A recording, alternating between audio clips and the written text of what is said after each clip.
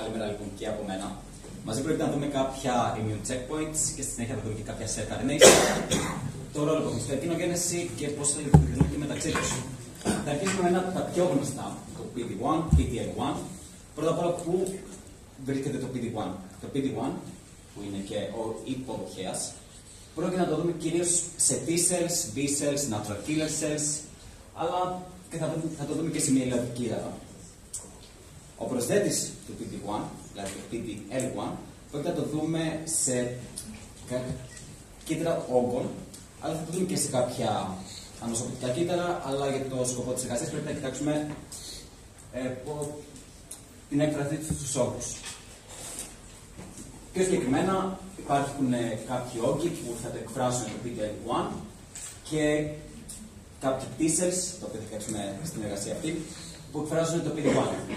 Όταν προσθέτονται, πρόκειται να ενεργοποιηθούν κάποια μοντίβα, κάποια μονοπάτια, όπως το ITIM, ITSM, δεν έχει πολύ σημασία τι ακριβώς είναι, που θα οδηγήσουν σε κάποιες φωσφατάσεις, σε κάποιους μηχανισμούς που θα αναστείλουν ουσιαστικά τη σηματοδότηση του TCR.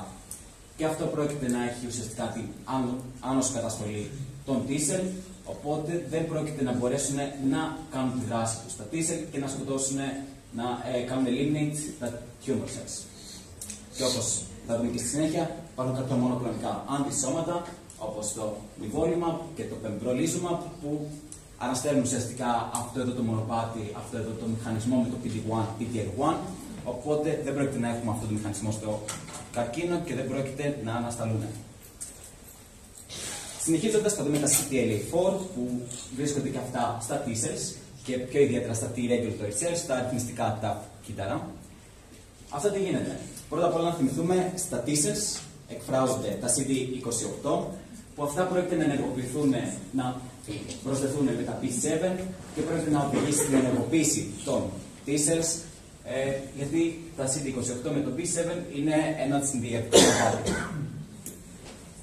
Αυτό το CTLA-4 εκφράζεται και αυτό στα T-cells και αυτό που πρόκειται να γίνει είναι, επειδή έχει μεγαλύτερη συγγένεια το CTLA-4 από το CD28, πρόκειται να προσθεθεί πιο ισχυρά στο B7, οπότε πρόκειται να αναστείλει, πρόκειται να δεσμεύσει τα B7 και στη συνέχεια το T-cell πρόκειται να ενδοκυταρώσει τα B7 που βρίσκονται στα αντιγονοπαρουσιαστικά κύτταρα, οπότε πρόκειται να υπάρχει και αναστολή της σηματοδότησης του TCR και πρόκειται να δούμε και πάλι αναστολή του T-cell ουσιαστικά.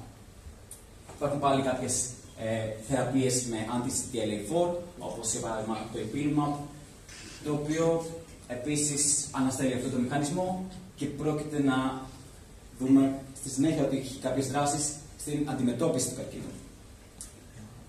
Ένα άλλο immune checkpoint είναι το LAG3, το οποίο βρίσκεται σε T-cells, natural killer cells και υπάρχει και σε κάποια T-regulatory cells. Αυτό έχει μια παρόμοια λογική με το προηγούμενο, το CTLA-4, καθώς πρόκειται να ανταγωνιστεί ουσιαστικά το CD4, το οποίο βρίσκεται σε αρκετά T-cells, για την πρόσθεσή του με το MHC2. Και πάλι, επειδή έχει μεγαλύτερη συγγένεια με το MHC2, πρόκειται να δούμε ότι το δεσμεύει πρώτο, οπότε το CD4 δεν μπορεί να προσδεθεί ουσιαστικά στο MHC2 και θα δούμε ότι πάλι υπάρχει άνοση και αναστολή. Επίσης, το που γίνεται είναι ότι μειώνονται λόγω αυτού του μηχανισμού οι κυταροκίνες που εκρίνονται, όπως για παράδειγμα η IL-2, που αυτό είναι ένα περαιτέρω βήμα που χρησιμοποιεί ο όγκος για να καταστήλει το νοσοποιητικό μας σύστημα. Χρησιμοποιείται βέβαια από τον όγκο για την ανοσοδιαφυγή και για την άνοσοκαταστολή. Και αξίζει να σημειώσουμε ότι το LAG3 συνεκφράζεται πολλές φορές με το PD-1, οπότε πρόκειται να δούμε ουσιαστικά μια δικλείδα από τον όγκο και θα δούμε ότι αυτό κάνει ιδιαίτερα δύσκολη, ιδιαίτερα αποτελεσματική τη θεραπεία με συνδυασμό μονοκλονικών αντισωμάτων.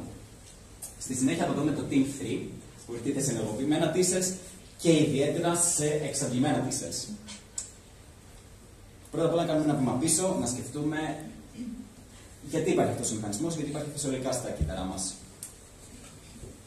Όταν ένα T-cell είναι συνεχώς ενεργοποιημένο από το ίδιο αντιγόνο, πρόκειται να δούμε ότι χάνει κάποιες από τις ιδιότητες που έχει ως ανοσοποιητικό κύτταρο.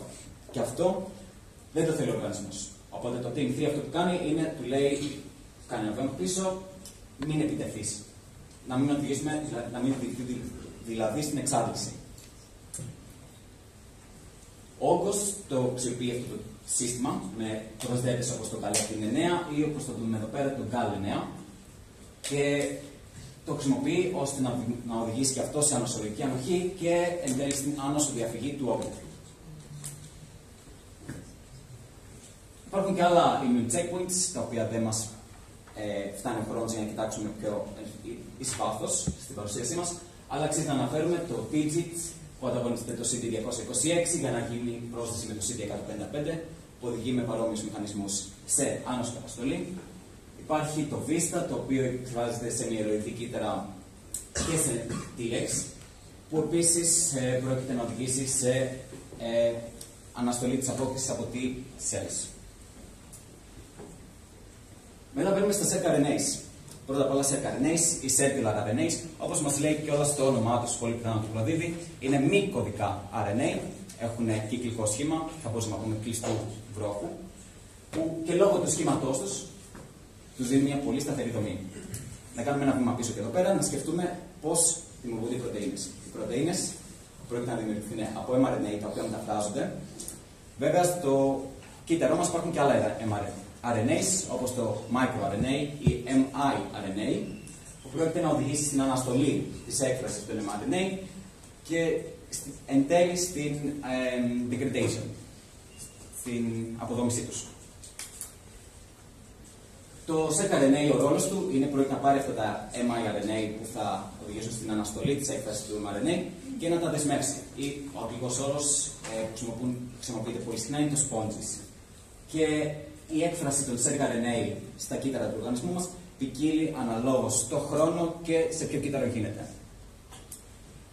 Όπως καταλαβαίνετε, αυτό πρόκειται να τα εμπλέξει σε πολλές διαδικασίες, όπως είναι η γονιδιακή ρύθμιση, η ανοσολογική δράση, αλλά θα το δούμε και στην καρκινογένεση. Όπως συγκεκριμένα πρόκειται να δούμε ότι έχει διπλό ρόλο, δηλαδή μπορεί να δράσει υπέρ του όγκου, υπέρ της απογέννησης ή κατά της απογέννησης.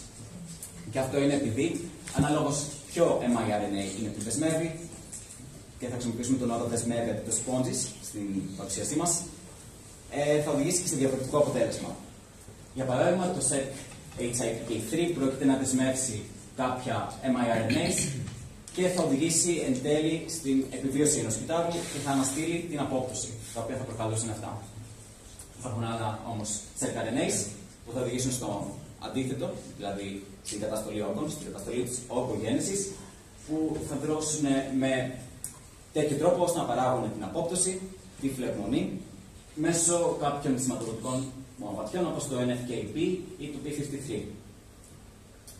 Επίσης, όπως είδαμε, ρυθμίζουν τη φλεγμονή, οπότε έχουν και αυτόν τον ρόλο στην ρύθμιση του ανοσοποιητικού συστήματος, οπότε και μπορεί να ενισχύσει ή να αναστείλει την ογκογέννηση αντίστοιχα. Θα δούμε επίσης ότι τα circRNAs έχουν και άλλους ρόλους στον καρκίνο, που ρυθμίζουν τον πολλαπλασιασμό των καρκίνων, την διήθηση, τη μετανάστευση και τη μετάστασή τους. Και πιο συγκεκριμένα θα δούμε για παράδειγμα το SERC-TP63, που πρόκειται να αναστείλει, ουσιαστικά να δεσμεύσει το MIR H733P. Αυτό θα οδηγήσει στην έκφραση του FOXM1 και θα προοδεύσει ουσιαστικά ο κυταρικός κύκλος. Αλλά δεν δρά μόνο στα ίδια τα κύτταρα, μπορεί να δράσει και στο έξω-κυταρικό χώρο, όπως για παράδειγμα με το SERC-PTCH1, που πρόκειται μέσω ενός μηχανισμού, των MMPs, να οδηγήσει στην αποδόμηση του εξωκυταρικού χώρου και να επιτρέψει σε έναν όγκο, σε έναν καρκίνο, να κάνει άνοσο διαφυγή. Βέβαια, υπάρχουν κάποια κύρια μονοπάτια όπως το WNT, β-catenin και το TGF-beta που πρόκειται να το οδηγήσουν στο να αποκτήσει κάποια χαρακτηριστικά μέσα εγχηματικών κυτάρων, για παράδειγμα, και θα το βοηθήσει να έχει παραπάνω κινητικότητα, διαισθητικότητα και εν τέλει να ευνοήσει την μετάσταση. Αυτό που είδαμε είναι ότι επηρεάζουν το εξωτερικό χώρο, οπότε μπορούμε να καταλάβουμε ότι επηρεάζουν και το μικροπεριβάλλον του όγκου. Το μικροπεριβάλλον, πρώτα απ' όλα, όταν λέγοντας μικροπεριβάλλον, εννοούμε το οτιδήποτε βρίσκεται γύρω από τον όγκο και επηρεάζει ουσιαστικά την ογκογέννηση, όπως είναι οι ίδιοι οι όγκοι, το αγκιακό δίκτυο που βρίσκεται γύρω από τους όγκους και τα ανοσοποιητικά κύτταρα που βρίσκονται σε εκείνη την περιοχή. Αυτό που θα κάνουν τα CERT-RNAs είναι ότι μέσω κάποιων κύτταρων πρόκειται να έχουν ανασταλτικό ρόλο ουσιαστικά στα νοσολογικά κύτταρα και θα βοηθήσουν και στην έκφραση κάποιων συγκεκριμένων πρωτεϊνών ή μορίων. Για παράδειγμα, θα δούμε το CERT-PDL1, το οποίο πρόκειται να δεσμεύσει το MIR34A και πρόκειται να σταθεροποιήσει την έκφραση του PDL1, που άμα θυμηθείτε, όπως είδαμε στην αρχή, έχει ρόλο ουσιαστικά στην καταστολή, στην αναστολή ανοσοποιητικών κυττάρων και συγκεκριμένα T-cells, στο σκοπό της παρουσίας μας. Θα εκφράσει κάποιες πίσης κυτταροκίνες, όπως η TGF-β ή η IL-10, οπότε θα δημιουργήσει και ένα ανασταλτικό μικροπεριβάλλον γύρω από τον όγκο. Οπότε αυτά τα ανοσοποιητικά κύτταρα που βρίσκονται γύρω από τον όγκο, που εισέρχονται στο μικροπεριβάλλον του, δεν πρόκειται να μπορέσουν να έχουν την ανοσολογική του δράση, οπότε δεν πρόκειται να μπορέσουν και να τον εξουδετερώσουν τον καρκίνο. Όλες αυτές οι τροποποιήσεις στον εξωκυτάριο χώρο πρόκειται να οδηγήσουν και στην αγκιογένεση. Συγκεκριμένα πρόκειται να δούμε το πιο γνωστό με το VEGF, Vascular Endothelial Growth Factor. Αυτό θα προαχθεί, θα προαχθούν και οι υποδοχείς του, ενώ φυσιολογικά δεν πρόκειται να υπήρχαν σε τόσο μεγάλο ρυθμό η έκφρασή τους. Οπότε πρόκειται να δούμε ότι ο όγκος πρόκειται να δημιουργήσει ένα πιο εκτενές αγκιακό δίκτυο γύρω από αυτό και όπως καταλαβαίνουμε αυτό πρόκειται να οδηγήσει σε μεγαλύτερη αιμάτωση του όγκου, θα οδηγήσει σε παράδοση περισσότερων θετικών συστατικών, αλλά και σε περισσότερη πιθανότητα μετάστασης. Επηρεάζει και άλλες λειτουργίες του κυττάρου, όπως είναι ο μεταβολικός υπεραναπτυγματισμός, σκεπτόμενος ότι λειτουργεί σε κάποια μονοπάτια που οδηγεί στην αλλαγή του μεταβολισμού, στην γενομική αστάθεια, εφόσον τα CERT-RNAs δρούν σε κάποια μονοπάτια που οδηγούν που έχουν ρόλο στην επιδιόρθωση ουσιαστικά των τραβών και στην ανοσοδιαφυγή, όπως για παράδειγμα με πολλά μονοπάτια που είδαμε προηγουμένως. Και τέλος, θέλω να κοιτάξουμε λίγο πιο άμεσα, πιο συγκεκριμένα το ρόλο τους και τη σχέση τους με τα immune checkpoints, το CERT-RNAs. Όπως είδαμε, το CERT-PDL1 πρόκειται να το βοηθήσει την έκφραση, να σταθεροποιήσει την έκφραση του PDL1.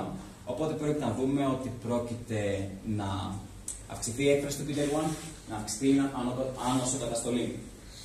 Υπάρχουν κάποια alternative checkpoints, όπως το LAG3, TINC3, που αν θυμηθείτε έχουν και αυτά ρόλο στην άνοσοκαταστολή. Οπότε, αξιοποιώντας αυτών των μηχανισμών, μέσω κάποιων μεταγραφικών και μεταμεταγραφικών διεργασιών, πρόκειται να δούμε επίσης ότι αυξάνεται η ανοσοκαταστολή. Έχει ρόλο στο adaptive resistance, δηλαδή προκαλεί κάποιο ανοσοκατασταλτικό μικροπεριβάλλον μέσω των ανασταλτικών κυτταροκινών που είδαμε, όπως TGF-β και η IL-10. Και θα δούμε επίσης ότι έχουν ρόλο και στην αντιγονοπαρουσίαση, δηλαδή τα APC, τα αντιγονοπαρουσιαστικά κύτταρα, δεν τα αφήνουν να έχουν το φυσιολογικό τους ρόλο και δεν πρόκειται να βγήσουν στην ενεργοποίηση των T-cell. Όσον αφορά το CTLA-4, που άμα θυμηθούν και αυτό είναι ένα immune checkpoint, αυξάνει την έκφρασή του, οπότε πρόκειται να οδηγήσει και αυτό σε περαιτέρω ανοσοκαταστολή και μέσω των T-rex πρόκειται να οδηγήσει σε αναστολή των ανοσοποιητικών κυττάρων. Τέλος, αξίζει να δούμε και τα άλλα μονοπάτια, να τα αναφέρουμε τουλάχιστον, όπως του LAG3, TIGT και του VISTA, που πρόκειται και αυτά να τα αξιοποιήσει όπως μέσω των CERT-RNAs, που θα οδηγήσει και αυτό σε μειωμένη ανοσολογική απόκριση. Και αξίζει να δούμε εδώ πέρα ότι πρόκειται να επηρεάσει και τα T-cell και τα NK cell, οπότε πρόκειται να επηρεάσει και την natural immunity και την πιο selective immunity. Αφού μας είπες ότι τα μόρια αυτά στη φυσιολογική κατάσταση είναι για να σταματούν τις χρόνιες ταυτιστικές μάλιστα, πολύ σωστά. Χορηγώντας τα στους ασθενείς με καρκίνο, τι περιμένουμε? Αυτά τα έχουν διάφορα immune checkpoints, όπως τα PD-1 για παράδειγμα. Αυτό που κάνει είναι ότι, να πω μια στιγμή στη διαφάνεια, έχουμε φυσιολογικά στα κύτταρά μας το T-cell για παράδειγμα τα PD-1. Το tumor cell, που είναι κάποια κύτταρα εξορισμού που ουσιαστικά απέχουν από τις ιδιότητες των φυσιολογικών κυττάρων, πρόκειται να αξιοποιήσουν αυτό το σύστημα του PD-1, εκφράζοντας τα PDL1, Οπότε πρόκειται να οδηγήσουν σε ανοσοκαταστολή. Φυσιολογικά στο σώμα μας υπάρχουν στα T-cell, ώστε να μην οδηγηθεί σε εξάντληση. Και αυτό σε χρόνιες καταστάσεις, όταν έχουμε συνεχώς ένα αντιγόνο που προκαλεί κάποια ανοσοαπάντηση, ο οργανισμός μας πρόκειται να χρησιμοποιήσει αυτό το σύστημα φυσιολογικά, ώστε να αποτρέψει αυτές τις μη επιθυμητές ενέργειες που έχουν στα T-cell και στα ανοσοποιητικά κύτταρα. Αυτό ουσιαστικά το κάνουν hijack τα tumor cell και οδηγούν στην ανοσοκαταστολή, οπότε στο proliferation του tumor cell. Οπότε σε έναν ασθενή που έχει καρκίνο, δίνουμε anti-PD-1. Αυτό θα το αναλύσουμε στο επόμενο σκέλος της διαφάνειας, της παρουσίας βέβαια. Αλλά θα ρωτήσω όμως τι θα γίνει αν έχει μια λίμωξη εκεί. Ενώ νοσεί από καρκίνο και του δίνουμε anti-PD-1 και κάποια στιγμή κολλάει COVID.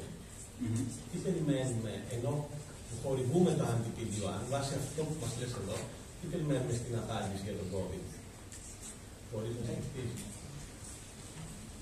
Δηλαδή πρέπει να σκεφτείς ποιος είναι ο φυσιολογικός ρόλος του μονοπατιού άσχετα με τον καρκίνο. Θα δώσουμε anti-PD-1. Είναι γιατί καρκίνο, έτσι. Οπότε αυτό πρόκειται να αναστείλει αυτό εδώ το μονοπάτι. Άμα στο δηλαδή tumor cell, ότι υπάρχει κάποιο κύτταρο του ανοσοποιητικού συστήματός μας, όπως τα μακροφάγα. Δεν πρόκειται ουσιαστικά να επιτρέψει στο σώμα μας να λειτουργήσει αυτός ο μηχανισμός. Οπότε δεν πρόκειται να έχουμε ανοσοκαταστολή. Θα συνεχίσουμε. Βέβαια, άμα είναι συνεχές η έκθεση σε αυτό το αντιγόνο, πρόκειται να οδηγήσει σε αυτή την εξάντληση που είναι αυτό που δεν θέλουμε να έχουμε. Okay.